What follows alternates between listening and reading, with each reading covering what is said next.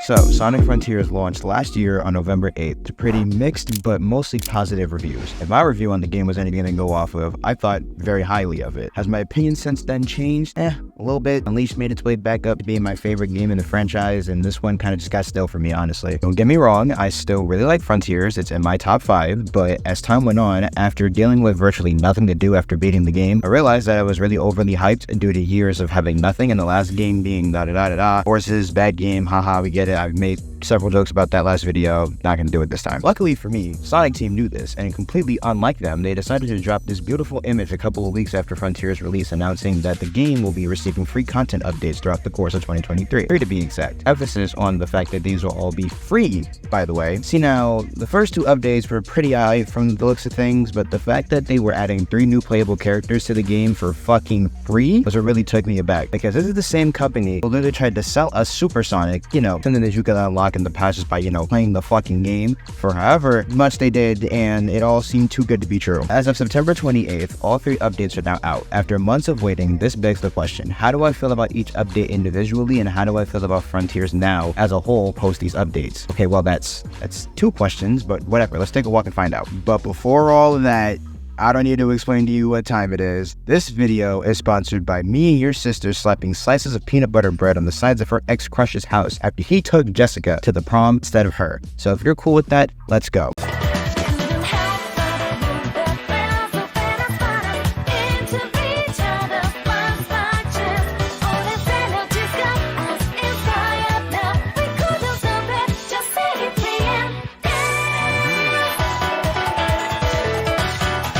Sonic Frontiers 3 updates released on March 22nd, June 23rd, and September 28th, respectively. Each of these updates were advertised in a way that made it seem like they were just here to give us some extra content post-launch. I personally believe this was their way of finishing the game, and I will elaborate on that later. Why did I say elaborate like that? Update 1 was called Sights, Sounds, and Speed. Why exactly? Well, let's see. In this update, we got the following. Photo mode. It's pretty self-explanatory as to what it is. Unfortunately, after coming off of the cusp of games like Spider-Man and Miles, the options we have here are pretty bare bones. Only a handful of filters, and we can't edit Sonic's poses, so this is kind of a hit or miss for me. But at least it's nice that they included this, because at this point in time, it's a AAA video game, and it's kind of a staple for AAA video games to have a photo mode. At least that's how I see it. Jukebox. This allows you to play an assortment of songs from not only this game, but previous Sonic games as well. There were 53 songs added, and these can all be unlocked through finding these music notes spread out amongst the islands. Rhea, not being a place where you can find them, because of course it's not, I think it's a pretty cool option, because for the weirdos who don't like this game's soundtrack, now you can essentially play something else. 2 challenge modes for us to fuck around with. One is called Battle Rush, and the other is called Cyberspace Challenge. A Cyberspace Challenge has you going through a gauntlet of stages which is separated by island, and it's the same with Battle Rush, but it's the island's enemies instead. Now, if you remember from my review last November, I hate the cyberspace stages because they control like dog shit, so clearly I would like the idea of doing them back to back with no break in between, right? What the fuck do you think, Timmy? Battle Rush, on the other hand, is actually kind of fun. There are some enemies that I do not look forward to fighting again, like Caterpillar, for instance, as Spiker can still need a deck, but the payoff is being able to rematch the Titans. Am I happy about the fact that I have to go through all of this just to fight the Titans again? Not particularly, but it's the closest I'm gonna get to being able to fight them again without replaying the whole game, so I guess it's something. Those are just the main. Is that redundant? I think it is, but who gives a shit? Additions from this update. They also snuck in a few quality of life changes in here too, like being able to turn off the Starfall slot machine so this shit isn't in the fucking way, being able to turn off the animation for the power boost so it doesn't break the flow of gameplay, and adding the power boost to cyberspace. But fuck all that for a second. Nothing, and I mean not a damn thing in this update is more important than the fact that they added the ability to give all of your cocoa to this old fuck at once, so you're no longer sitting here for a half an hour leveling up your stats. Why the fuck wasn't this in the game from the jump? Do you understand how much time this saves? A lot, my nigga. Like, a lot. Like, holy shit. One last honorable addition in this update was the inclusion of an extreme mode difficulty after beating both the Battle Rush and Cyberspace Challenge modes. Is it really as extreme as the title ensues? It's alright. It ain't ultimate or give me God award levels of tough, but it's still something. Overall, update 1 was a good start to the content drops. A good amount of new content to keep players busy, some very needed quality of life changes, and I say, it's pretty solid. A lot of these features should have been in the game at launch, but like I said, we'll get to that. Update 2, named Sonic's Birthday Bash, dropped on June 23rd to celebrate something, I guess. I don't really remember what it was. Now, the content additions weren't as massive this time around as they were in the first update. It really only got 3 new things, those being platforming challenges, action chain challenges, and New Game Plus. New Game Plus is pretty self-explanatory. You get to play through the game with all the Sonic's upgrades and level ups. You unlock it after you beat the game. It's very simple. Hidden throughout the islands now, we have these pretty challenging platforming, challenges. Can I get a number of times on screen that I've said challenge so far?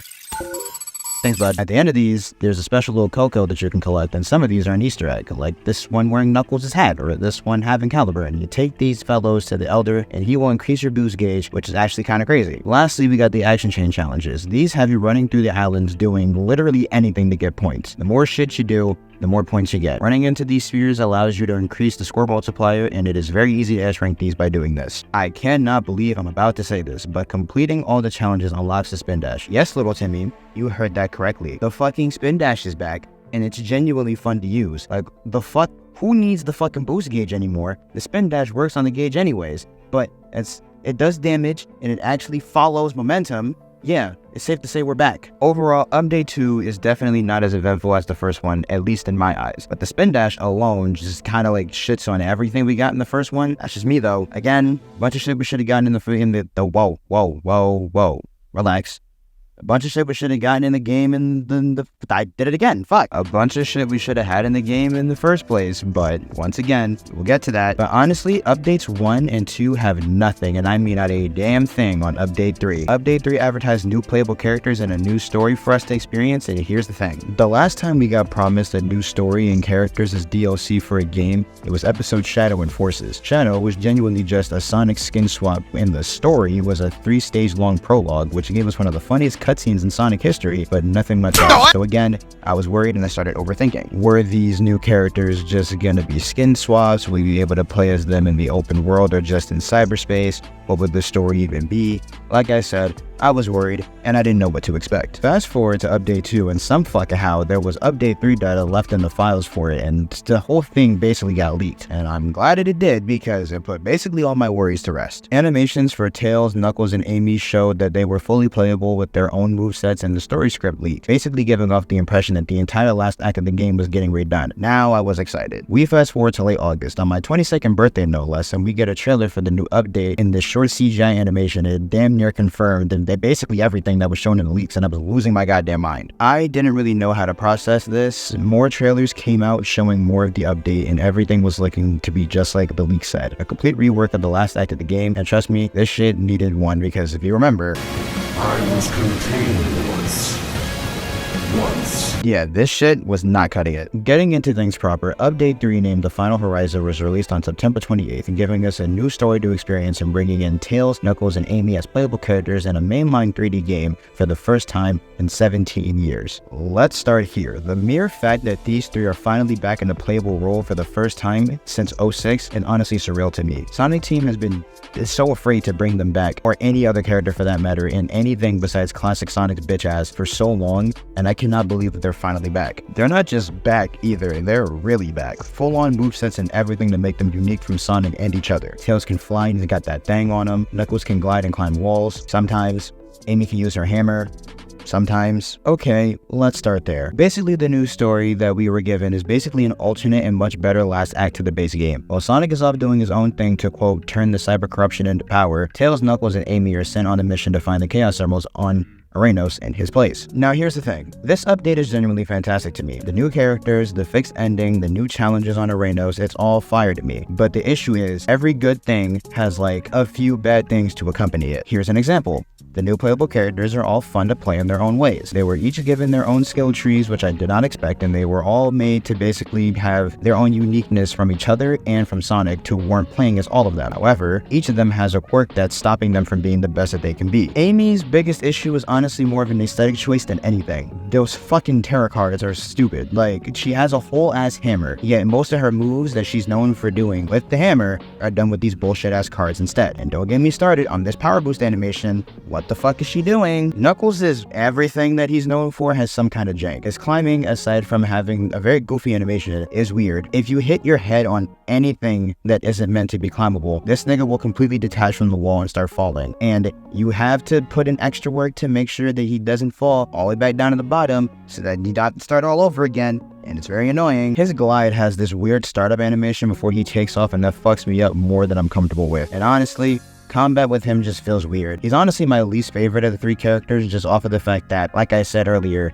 everything he's known for is just fucked up in some way. Tails, on the other hand, in my opinion at least, is the best character of the three. His combat options are limited, but his traversal with the flight and the ability to just fucking summon the damn cyclone out of thin air bypass all need to platform it. It's really fun. Plus, he throws wrenches at people. My sense of humor can just be fucked, but this shit is hilarious to me. As much as I feel like there's a lot of work that needs to be done with these three, this is still the most fun that I've had with these characters, possibly ever. Amy and Tails are definitely at their best here, and Knuckles definitely needs the most work, but I'm willing to give them a slight pass, seeing as how this is the first time that they've been playable in almost 2 decades. So it's like, it's a work in progress, I'm guessing. I know I literally just said that they are far from the best that they can be, but they're still the best that they've been. I don't really know if that it makes sense, but I think you understand what I'm trying to say. Reynos is more interesting at the cost of it being fucking hideous. Now, graphics-wise, it still looks gorgeous in that regard, but one of the main issues I had with the base game was all the random bits of level geometry floating in the air versus having them naturally woven into the environment. Why did I say it like that? I don't know. The problem is now accentuated, I think that's how you say that word, with all the new shit for Tails, Knuckles, and Amy, and it just makes Reynos look ugly. On top of that, the island is still Chronos. I was expecting a new aesthetic with how the leaks made it seem like we were getting a complete overhaul, but the island layout is pretty much still identical, minus the new character challenges, puzzles, and towers, which we'll get to in a little bit. But yeah, it's still just looks like fucking Chronos, and I don't know why that's the case. They could have like did something like make the fucking grass red or some shit, but you know what? Whatever. I said soon, but I'm gonna talk about them now. These fucking towers, man. I know I suck at any game that isn't like God of War or Spider-Man, but holy shit, it hasn't been that long since I played the game and I feel like I had to relearn everything. I'm usually the type of person who can remember the controls of different games. I can go from Unleashed Generations in one sitting and not have muscle memory fuck me up. But here, for some reason, I was fucking forgetting everything. And so, yeah, I can definitely say that failing at these towers was mostly a skill issue. However, it's not entirely a skill issue because there's some shit that you have no control over because the homing attack reticle is not showing up when they're supposed to. Just stick a punch in the air instead of homing attacking, not knowing what can definitely be landed on and what's a slippery surface, and the level geometry not loading until you're damn near right next to it, making it more difficult to plot out where you have to go, are not skill related issues. These are Frontiers related issues that have still not yet been fixed. But hey,